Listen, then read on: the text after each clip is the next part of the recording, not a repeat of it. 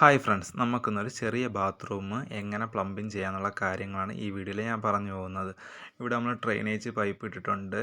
Back പൈപ്പിൻ്റെ centre 24 centimetre നമ്മൾ ഇട്ടിട്ടുണ്ട്. ഇവിടെ വലതുവശത്ത് നമ്മളൊരു ഫ്ലഷ് ടാങ്കിൻ്റെ പോയിൻ്റ് ഇട്ടിട്ടുണ്ട്. യൂറോപ്യൻ ക്ലോസറ്റും വേണമെങ്കിൽ വയ്ക്കാം, സിംഗിൾ പീസും വയ്ക്കാം. ഇടതുവശത്തും സിംഗിൾ പീസിൻ്റെ ഫ്ലഷ് ടാങ്കിൻ്റെ നമ്മളൊരു പോയിൻ്റ് ഇട്ടിട്ടുണ്ട്.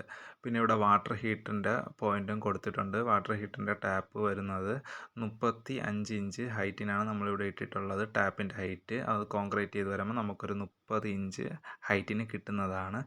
പിന്നെ ടാപ്പിൻ്റെ മുകളിൽ നമ്മൾ സ്റ്റോക്ക് കോക്ക് ഒന്ന് വെച്ചിട്ടുണ്ട്. അത് നമ്മളൊരു പൈപ്പ്, ചെറിയൊരു പൈപ്പ് 6.25 ഇഞ്ചിന് കട്ട് ചെയ്ത് ഒട്ടിച്ചു കൊടുക്കുകയാണ് ചെയ്യുന്നത്. പിന്നെ ഷവറെന്ന് വെച്ചാൽ ഷവറിൻ്റെ ഹൈറ്റ് നമ്മളൊരു 220 സെൻറ്റിമീറ്റർ ഹൈറ്റ് ഷവർ ഇട്ടിട്ടുണ്ട്.